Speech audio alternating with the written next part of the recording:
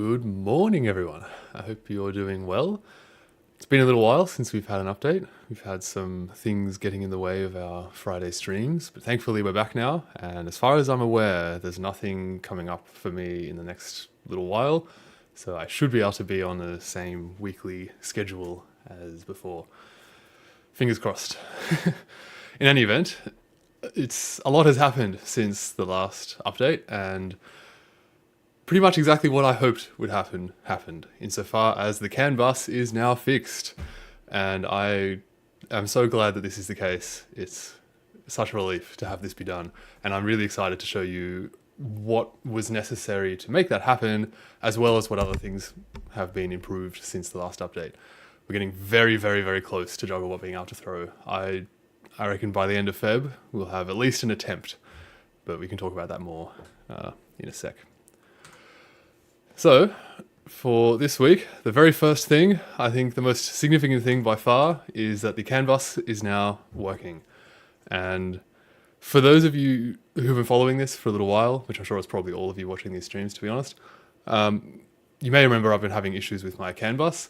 I don't actually recall if I spent too much time saying what the actual problem was with it, but the TLDR is that when you have a CAN bus, it's basically a way for like different things to communicate with each other. In my case, I have my Jetson computer that's communicating with the motor controllers that drive the motors, and the CAN bus provides a way for them to just talk to each other, essentially.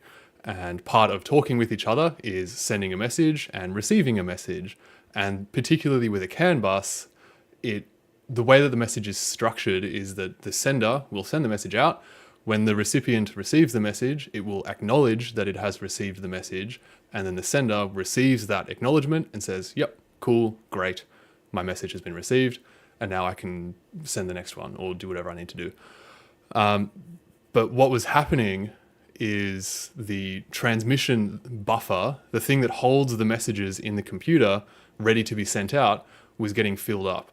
Which essentially is, I think this can mean a couple things, but I think in my case, this meant that the messages were not being received by the motor drivers.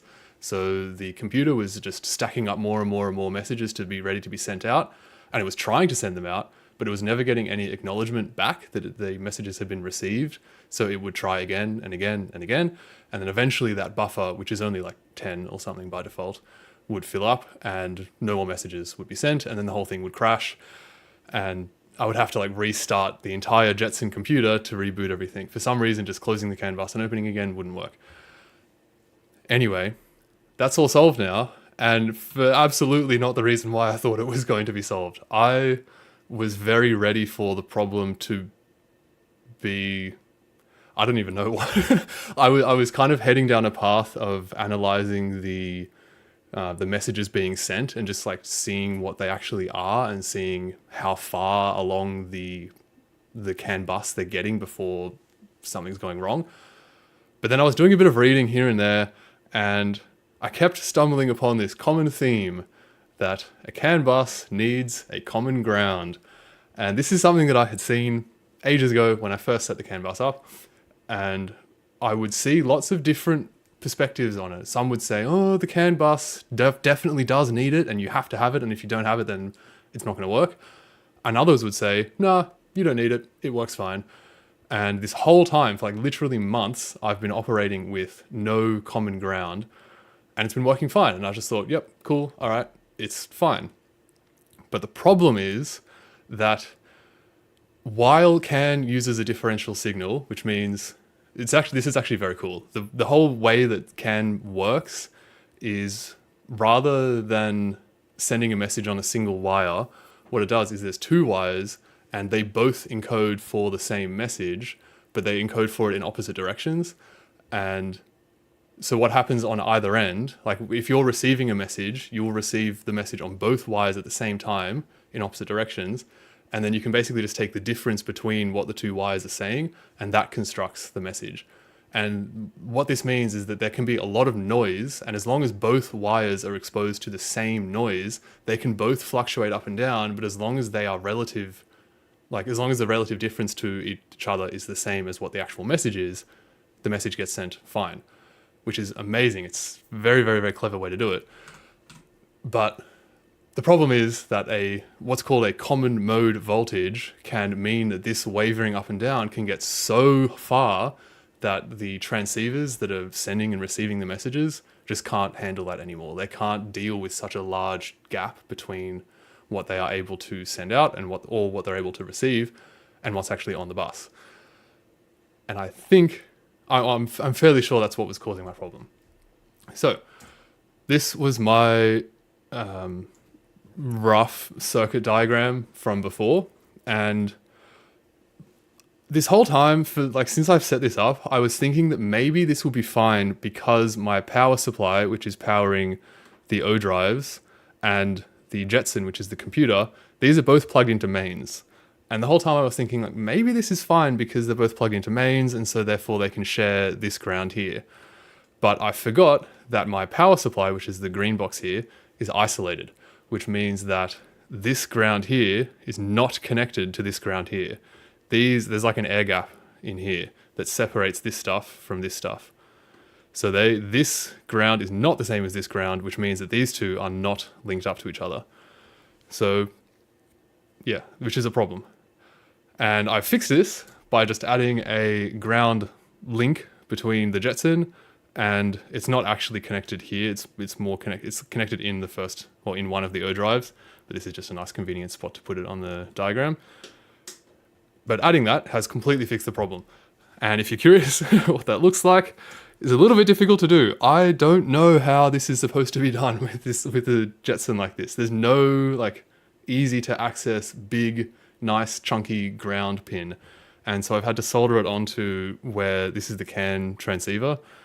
I've had to solder it onto that same ground pin because this felt like the most accessible ground pin that I could get to. And incidentally, this picture is actually, I wish I could show you on the actual Jetson, but I want to do a demo later. And this whole section, these screws are actually, like there's something plugged into them. And so all of this is underneath the actual like Jetson computer part itself. So it means that there's like zero clearance between here and the actual computer. And so I've actually had to like cut off this black plastic underneath here to make it so the wire can physically fit underneath. It's all very sketchy. And I don't really like the fact that sometimes when I turn the power supply on for Jugglebot, the Jetson display on my monitor turns black for like 2 or 3 seconds before it comes back on again.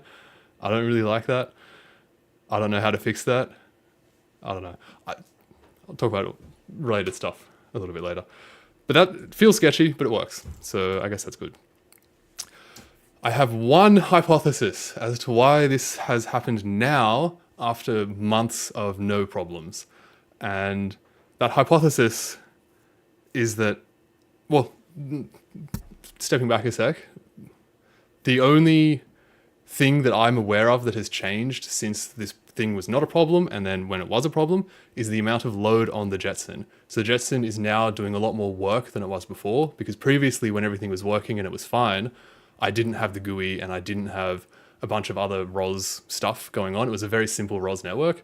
But now that I've got the GUI and a lot more stuff happening in ROS, I think the Jetson was working harder and harder and harder, and it meant that the like voltage level that the Jetson is operating at, like this ground level essentially, I believe started to drift further and further from what this voltage reference level was, which meant that that common mode voltage got far enough that the CAN transceivers couldn't handle it anymore. I don't know. I don't feel very good about that because I don't have like a solid like mechanistic explanation for like every step along that way. So I don't know.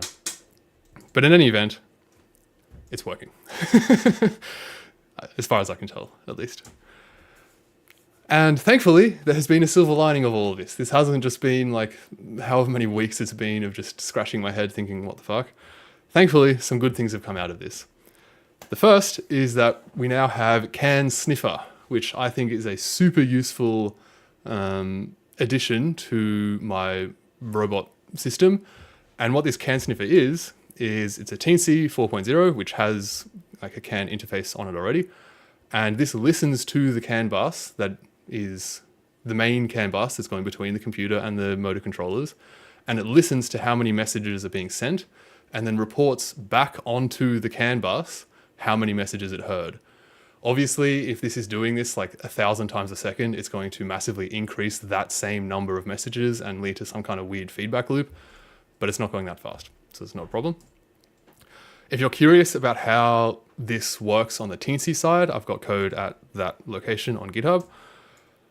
And we can also change how quickly that is happening. So how fast like the interval that it is listening to messages over before it sends out how many it heard in that interval. Obviously, a smaller interval would be better. It would give a much finer resolution as to what's going on the CAN bus over time. But again, I don't want to make a weird feedback loop, and I don't want to add to the load on the bus too much. So currently it's only 2 Hertz. So twice a second, it listens for a whole half of a second, however many messages it heard, it spits that back out, and we can see that. So you might be thinking, how is this actually helpful? It's like, cool, okay, you know how many messages are being sent, whatever. But now I can compare how many messages are being sent on the CAN bus to the total maximum load that there is. And this way I can know for whatever I'm doing with the robot, I can see how much kind of headroom I have over what I'm already doing. If you're curious, the theoretical maximum number of messages that I can send is around 8,000 per second using a bus speed of 1 megabit per second. And each message is about 124 bits. This is one of the weird things about CAN, is that it's very hard to predict how big a message is going to be, because there's all kind of weird stuff like bit stuffing going on that the CAN protocol just kind of does by itself. But a rough estimate is around 124 bits per second. 124 bits per message. However, I have not been able to reach that theoretical max. So that theoretical max is 8,000 messages per second. That's a lot of content going back and forth. But the highest I've been able to get is 5,200. And to do this, I sent a full 8-byte packet as fast as I possibly could. And I basically just had like a time.sleep thing for shorter and shorter and shorter amount of time until eventually the bus would just crash and the transmission buffer would fill up before all of the messages could get received. And if you're curious again about how this worked, you can see that location on GitHub. And I'm not sure why I can only get a maximum of 5,200 when the theoretical max is 8,000. I don't know, maybe there's a lot of bit stuffing going on and my messages are actually a lot bigger than 124 bits. I'm not sure. In any event, 5,200 is quite a lot. And as you'll see later on, I definitely don't exceed like 2,500 normally. So I've got heaps of headroom. And thankfully, after all of this CAN bus nonsense, I actually understand CAN buses a heck of a lot more now than I did before. Before, I was just kind of like, ChatGPT, what do I do? And I was like, okay, cool, I'll do that. But now I feel like I definitely don't have like a full, complete understanding of it, but I feel a lot more confident dealing with CAN buses now than I did before, which is very nice. It's a very good feeling. And I also discovered that the CAN bus was not the only issue, which probably led to this being a lot harder to diagnose than it otherwise could have been, but these are all fixed now as well. The main cause of these issues are knocks and /knocks caused by my cats. And what I mean by knocks is that the robot is, because the motors are in the actuators, if the actuators get bumped and fall over, then the motors kind of get jiggled a little bit, and the encoders need to be very precisely aligned. If they are off by just a little bit, then in my experience, they need to be recalibrated. And if they're not, then the whole thing just goes weird and you get really weird O-drive errors. Yeah, and it's a little bit annoying to recalibrate these. The only process that I've found that actually works reliably is a bit tedious. If you're ready, I've got to restore the O-drive config and then recalibrate the encoders for both axes, which involves sending that command and then sending that command and then sending the third one and waiting for 30 seconds or so for that to finish, and then rerunning these first two, returning them back to true, do the same thing for the other axis, and then save. And this takes like 5 to 10 minutes or so, maybe 5 minutes. And it's really frustrating to do. I really don't like doing this. And I've got to like go over there and like hold things while it's all moving around. It's frustrating. As well as this, my wiring probably could have been done a little bit better when I first put these encoders in. For example, this is what the encoders look like inside the little electronics box. So this cable up here, this goes out and goes up to the encoder in the actuator. And this end, this is the O drive down here. This, I think when I first made these electronic boxes, I didn't realize how close together this hole is to where these encoder ports are. And I've had to deal with these little tiny stubby cables. And I think what might have been causing some problems is that you can see, it's kind of hard to see, but especially if you're on mobile, but this shielding has lots of little wires around, and those are all linked to ground. And there's a few of those around, and all it takes is one of those to just kind of lean over and touch one of the other pins, and then that pin will just be reporting nothing, leading to very weird O drive errors. And I was kind of scratching my head for a bit, trying to think of a good way to solve this, because these cables, like this whole setup is very annoying to make. It's very tedious. Like plugging in these JST connectors is a process in and of itself, let alone making such a tiny little cable and then soldering all of the pins on correctly. It takes a long time. I didn't really want to have to remake these. So my solution was hot glue, which feels very sketchy, but it works, I think. I actually didn't have my multimeter when I was doing this, so I was just kind of like visually inspecting to make sure that there were no cables touching where they shouldn't be touching before I did the hot glue. But it all seems to be working, so it's probably worth me going around actually and just checking them all, but they're working fine for now. And yeah, I think that's actually, I'm pretty happy with how that worked, to be honest. If you are doing anything similar to this, just as a heads up thing, what I found that worked really, really well, I was very surprised by this actually, was just like shoving the nozzle of the hot glue gun right up against here and then just squirting the hot glue onto the inside and just really kind of fill it up. And then also, if you want a nice clean finish, if you don't already know this, if you have wet fingers, hot glue will not stick to your fingers. And so I had a little cup of water next to me and I could just dip my fingers in, run it around, and that way I could get this nice kind of cone shape. And these are not the only problems that have been fixed. We've still got more. It's been a very effective last couple of weeks, I think. This one wasn't a huge one, but you may remember from, I don't know, every time I've shown a demo, that before I turned Jugglebot on, previously I had to lift it up a little bit, like lift the platform up a bit, and then turn it on, because when the motors initialize, they have to find the index pulse of the encoder. It doesn't really matter what that means if you don't care, but it just means that the actuators just need to move a little bit. And previously, I had it felt like the motors would move randomly, and like one motor would sometimes move in, sometimes move out. But really, it's each motor was always doing the same thing, but because there's 6 of them, I didn't realize that it was always the same ones doing the same things, because I couldn't like keep track of them all.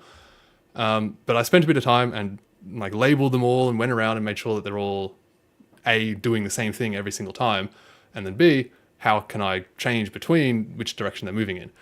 And when I finally got around to labeling them all, I realized that there's 3 wires that go into each brushless DC motor, and just by changing the order that these 3 wires go in, it changes the way that the motors move when they initialize, when they go through this boot up sequence. And so just essentially just by trial and error, I changed them all around until eventually now all motors boot by extending, which is really, really nice. This feels like not a big thing, but for me, like actual functionality wise, it's so much nicer to be able to have I basically just need to never touch the robot essentially now, because when I'm done with each session, it lowers itself down, and then when it boots back up, it just rises up again, and then it homes and does all that stuff. But yeah, it's really nice. I really, really like it. Another thing is that you may remember I was getting overspeed errors when I was doing the shutdown process, and this would sometimes happen and sometimes not happen, and it was kind of frustrating, and it meant that I had to go through this whole process of like clearing errors if I wanted to start another session. But that's fixed now because, or by changing the velocity that the actuators move down at when I'm going through the shutdown process to 2.5 revolutions per second, when previously it was only 2. And this, it might feel like a bit like, why does this fix the problem? And I'm fairly sure it's because 2 revolutions per second is just on the borderline of the motors being able to move smoothly at that speed. So I think what was happening is it would just be able to move at 2 revs per second, and then something would make it get stuck, like a little bit of extra friction in the actuators, because the friction does change as like throughout the stroke of the actuator, which is not ideal. And it's a bit of a comment on my handiwork, but usually it's fine. So I think what was happening is it was getting stuck and then kicking ahead and like catching up to where it should be, which meant that the velocity was exceeding the 2 and then getting this overspeed error. So it was going faster than it expected to. But 2.5 is fast enough that it can just brush past all of those increases in friction and whatever else. So this is good. It does mean it's a little bit faster, which is a little bit scary, but it seems to be fine so far, which is very nice. I love it. And I've also, this isn't really an issue, but I didn't want to make a whole new slide for this. But the hand inverse kinematics have now been added as well. So previously, everything was being previously we were basically just ignoring the fact that there was a hand on the robot, and everything was just being done as though it was just a platform. So we were controlling the platform itself, and yeah, everything was platform centric. But now I've finally gotten around to adding in the hand inverse kinematics, which means that everything that is controlling the robot is controlling the hand itself rather than the platform. And again, this may not feel like a big step, but it is, because it means that I can, once I get to the step of adding in the actual juggling paths, all I need to do is just send those paths out, and then the hand should follow them, which should lead to nice, smooth juggling. Hopefully, we'll see. Now it's demo time, and I want to show you how all this looks now. It's so much better. I mean, it looks very similar, I think, but it's a lot nicer. So now, so you can see Jugglebot cam. See my screen? Oh, that's interesting, actually. So my screen just went black then, as I mentioned before, from the grounds connecting up, but the VNC view that you guys can see didn't go black, which is strange. I wonder if this is like a monitor, like a HDMI thing. I don't know. Anyway, so I didn't need to touch the robot then. It did open up, and you can see that everything's kind of at weird angles, but that's fine, because when we're home, that will all be solved. So I can launch our launch file and head over to, which one is it, that one? Head over to our GUI. And we've got to refresh it each time, which is all right. And now we should be ready to home. You can see all the motors going in. It's weird. No matter how many times I watch this, no matter how many times I do this, I always feel the need to watch it just in case something goes wrong. I wonder how long it's going to be before I get over that.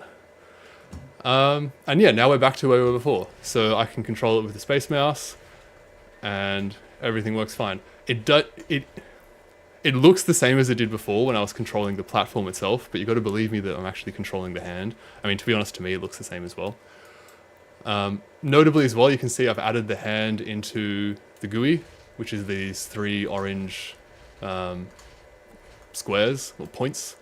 I would like to have like a volume there, similar to this like blue volume down the bottom, but making volumes in Three.js is a bit weird, and I don't know. I don't think it's worth the effort, to be honest. Yeah, so a cool thing actually that I want to point out here is this CAN bus traffic thing. Maybe I can make this view a bit bigger. Let's just zoom in for a second on this. So we can see this is like the heartbeat messages. So this 1260 messages per second is coming from the motor controllers, or I guess the motors themselves, I suppose. But all of these messages, 1260 times per second, I'm getting messages on the encoder positions and the motor currents, and the general like heartbeat messages that tells stuff like errors and like status of everything, that sort of stuff, which feels like a lot. But then if we remember that I have a 5,000 messages cap, it's pretty good. And we can see that when I move over to space mouse control, this shoots up to, I actually don't know what that is, 1800 or so messages per second. And that's because when I go to space mouse control, this is just constantly sending out the positions that I'm dictating on the space mouse. And so even if I'm not actually doing anything, it's still just sending out, wow, that is super sensitive. It's just constantly sending out like 0, 0, 0, 0, 0, essentially. And if I go to like jogging control, this actually works now on the robot as well. So I can move the robot around like this. And these are only sending out a single message at a time. So I'd have to really hammer on that button to see any real noticeable increase in the bus traffic. But yeah, it's very, very good. Something that I do think is a little bit strange, which I would be interested to know if anyone has any thoughts on this, is that the CAN bus traffic from the heartbeat messages from the motor controllers tends to fluctuate a little bit. It should be 1260 because each one is doing whatever 1260 divided by 6 is 210 messages per second. Quick math. But sometimes it goes up. Sometimes it goes up by like 4 or like 7 messages. And I don't really know why.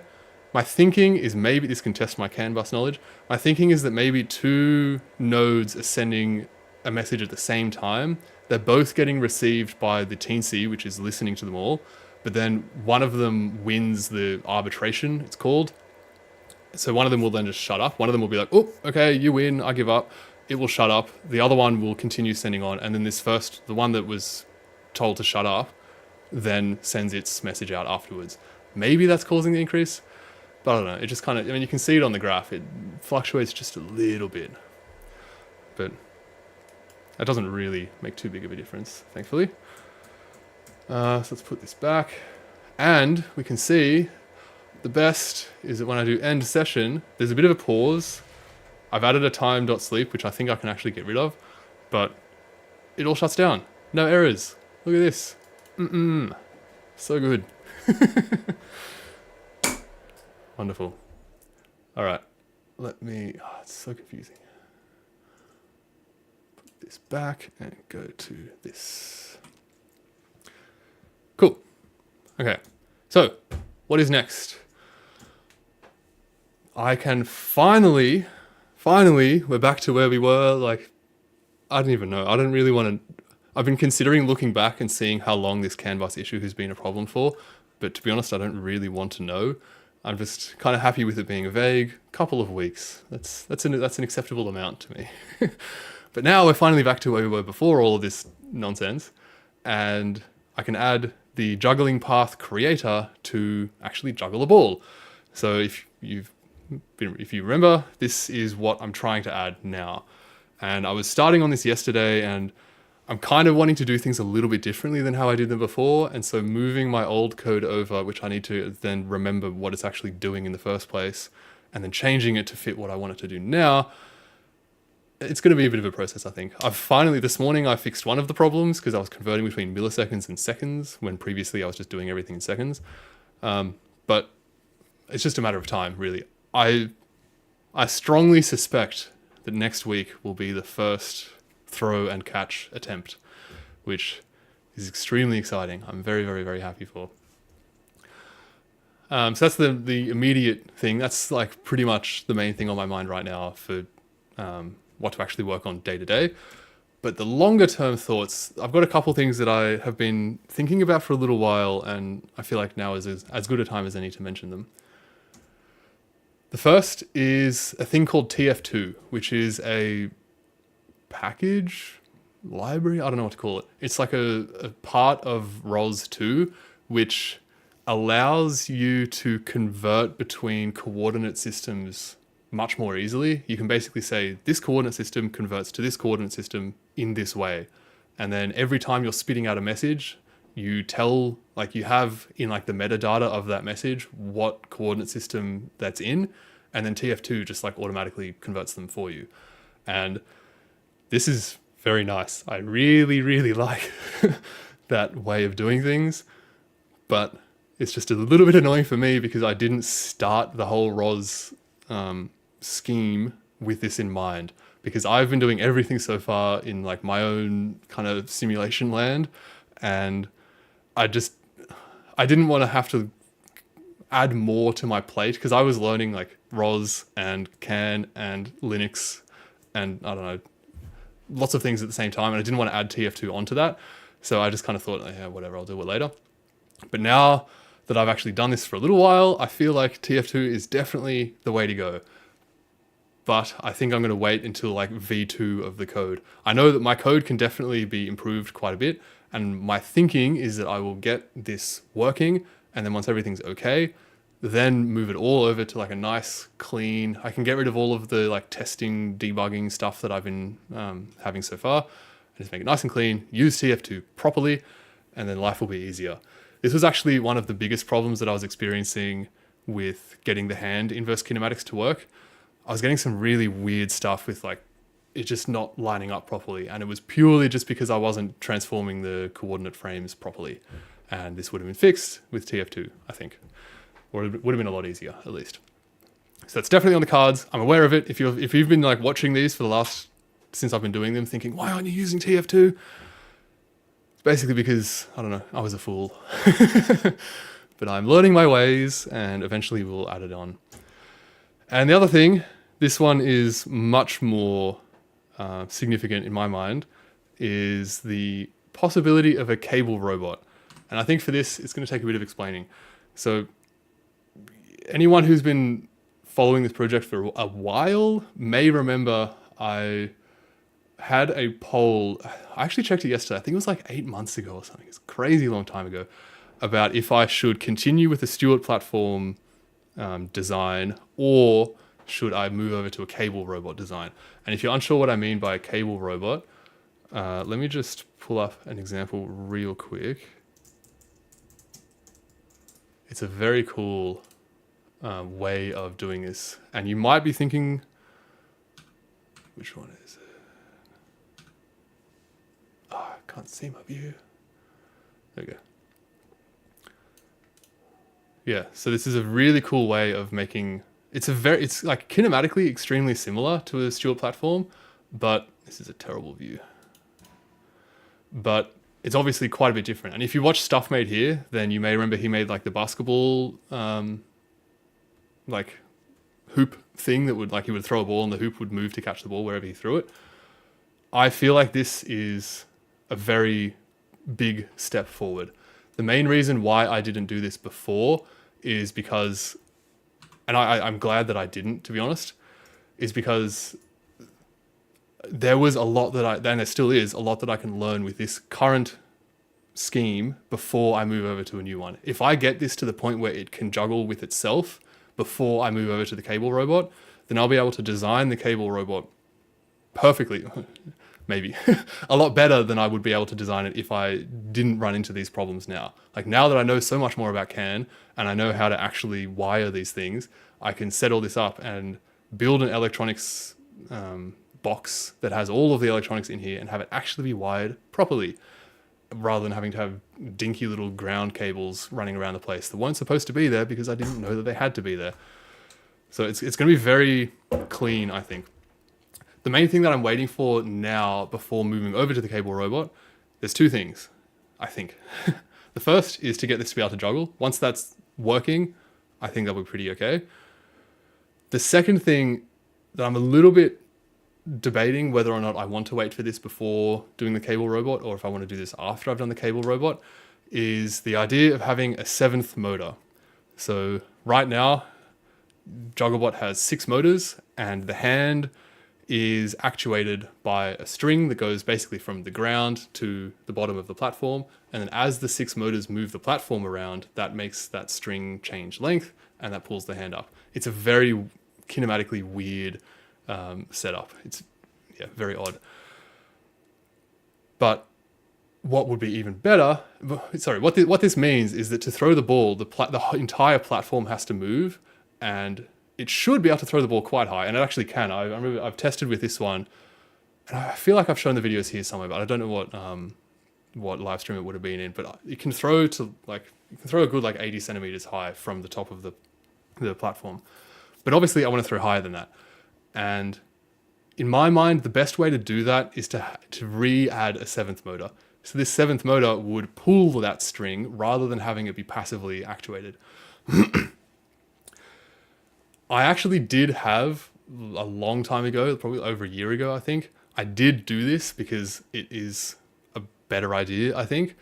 But I ran into lots of problems because when you have 7 motors controlling 6 degrees of freedom, you have a bit of uncertainty there, and you have decisions that you need to just answer based on like design constraints or like whatever you as a human think. There's no, like, physics isn't going to give you the answer there. You need to make decisions yourself and decide when things will do when like this motor will contribute to the action or when this motor will contribute to the action. It's just up to you as the designer. And I was running into lots of issues with this and I just couldn't square the circle. And I ended up abandoning that and then moving to this passive string idea.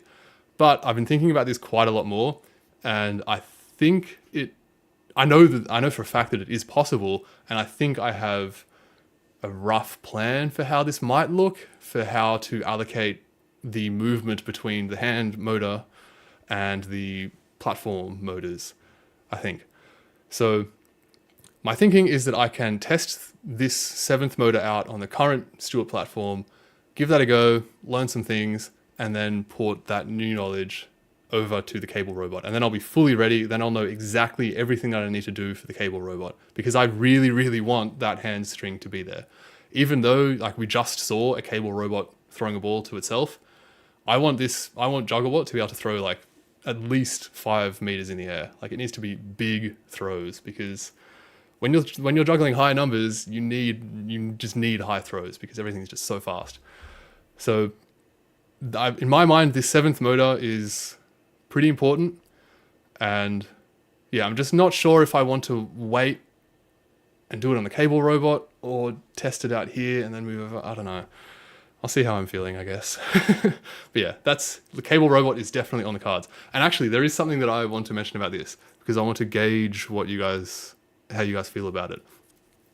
I was doing some research recently into different CAD programs, and Onshape came up as a pretty viable option for this other thing that I'm working on. And I realized that, well, as I learned more and more about Onshape, I realized that Onshape would be really, really nice for this project. So my thinking is that once we move over to a cable robot, it's going to be starting completely from scratch. I have literally 0 CAD done for a cable robot, so it would have to be done everything completely from scratch. But the really cool thing about Onshape is that you can share files it's all web-based, and you can share stuff with other people. So for example, I could share a link in a live stream to the viewers of the live stream, and you could open up on your own browser the same CAD file that I am currently working on. I would obviously set it so that you can't edit it, because as much as I trust you, it's the internet. I don't want a Bodie McBoatface in my CAD. But you could add like comments, and you can view the model yourself. You can move it around. You can have your own views. You can see whatever you want to see. Like you can just watch it being made in front of you. And if you see something a bit weird, you can add a comment and be like, oh, this hole seems like it's the wrong size. And then that comment will just display for me in real time, and I could address it in real time. It'd be so cool. So if this is something that you think would be cool, let me know, because I want to talk with Onshape about getting some sort of dealio going. But yeah, I think that would be super sick. And it would mean that you guys, like, it would be very easy for you all to export it, print the parts off yourself, and make it yourself. And this is another thing that I think would be awesome about a cable robot, is that it will be so much mechanically simpler than the Stuart platform. It's basically just a super rigid frame, 6 motors or 8 motors, 6 or 8, probably 8, and a bunch of strings and like pulleys and whatever else, compared to like 6 linear actuators that take me a day to construct, let alone the platform, which is a good other half a day to construct. And then every time something breaks, you got to reconstruct everything. I think this has the potential to be very, very cool. what else have we got here? I can't even remember. Oh yeah, if you want to do anything, so I mentioned a couple of weeks ago that this project, I'll say it again, I am certain that at some point this project is going to involve other people, because the scope of this project is too big for me to do by myself to get it to where I want it to go. And in this vein, there are things that you can do if you want to help. I'm not expecting anyone to do anything. These are all things that I plan to do myself at some point. But if you would like to help out, and I would very, very much appreciate if you wanted to, and I love how involved people are already getting. But if you're looking for if you are keen to help, but you don't really know how to help, here are some things that you can do. First is that, in my opinion, the GUI could definitely look nicer. If you see, let me change over so I can actually, God, I need more monitors. If you see this and you think, it's a bit kind of naff, I agree, it is. Especially what is going on here? Why are these the different heights? I swear I fixed that. But then the topics, as I add more topics, this thing gets longer and then it screws up everything else. If you see this and you think, that's a bit kind of, then please, I would love for someone who actually knows what they're doing with web development to make this pretty and make it good. Especially having the console be able to if I could grab this and move it up and down to adjust the size, that would be amazing. You may remember this was actually previously cut off at the same height that the little buttons over here were, but I was recently doing some debugging and I had to see more, and I had to just go into the HTML and just change how large that element was, and I just haven't changed it back yet. Yeah, I don't know. It's okay, but it's not fantastic. Where are we? Here. Another thing, that's not super critical though, that's just an aesthetics thing, so I don't really mind too much about that. Another thing that I would really love to do is, that I'm not sure how to do, is interfacing with Jugglebot over the internet. Because I have this dream of, once Jugglebot can actually juggle, it would be amazing if I could have a live stream and just have it be juggling, and then people in the stream could command Jugglebot to do certain juggling patterns. They could just say juggle 531, and if there's two of them, it will just start doing that. And then someone else could be like, juggle 441, and then it can start doing that if we can get it to do ones. That's another. I feel like cable robots might be able to do one throws. That's a bit esoteric. If you're interested in actually in kind of getting ahead of this, and if you really want to be able to control Jugglebot at some point, I suggest reading about site swap notation. It's going to be pretty important for Jugglebot soon, and hopefully soon, and it's pretty interesting stuff. It's very cool. And the final thing that I can think of right now that would be cool is to actually get a better idea of the robot's workspace. So if I go back to our GUI, up here we can see that we can add the workspace to the GUI if we want to, but you can see that it's got a very flat bottom. And that's because I have made this with a convex hull, but the actual workspace looks like this. If I can get my screens right. Yep. So let me make this a bit bigger. So this is the actual workspace, and it's kind of hard to see with just the points, but it's obviously not flat on the bottom. It's a bit umbrella shaped. And I mentioned this a couple of weeks ago, and someone suggested the marching cubes algorithm, and I gave that a go, but I didn't really make much progress on it, to be honest. Why can't I? There we go. Yeah, if you want to see my attempt with the concave workspace, then I've got my code up there, but it just seems to stall. It just gets it generates all the points, and then when it comes time to actually plotting the hull, they're all disjointed, and it's not right. It's very odd. I was thinking that maybe with more points it would work, but then I tried that and I waited for 5 hours for the thing to finish running, and it just never did. So I don't know. The outcome that I would like from this is something kind of lightweight that I can display in the GUI. So right now, the file that is showing the current, that holds the data for the current workspace, is I think 740 kilobytes or something like that. So as long as it's around that size, that should be fine. And yeah, if you want to see what format I've got my current file in, it's at that location on GitHub. And if there's anything else that you can think of, then please reach out to me on either on YouTube or on Zulip. I'll see both either way. I have notifications on for both. So either way will work. Yeah. I think the concave workspace thing, again, it's something that's not like super critical, but it would just be nicer to be able to have it be correct in the GUI. So if I'm like moving the robot around, especially if I'm jogging, and like, so the purple point here is the center of mass, or the centroid of the platform, and that's what is, that's what that workspace is related to. And as I move that around, it would be really nice if it was actually the correct shape, because otherwise, like, it looks like it's inside the workspace, but then some of the legs are too short or too long or whatever. It's like, what? This isn't right. I don't know. Again, it's not tremendously critical, but it would be really cool if that was actually correct. Yeah, I'm pretty sure that's it. That is. Nice. We made it. Just going through comments. Fellas, what do you mean by ROS.js? I feel like I've heard of that, but I don't know what it is. It seems familiar.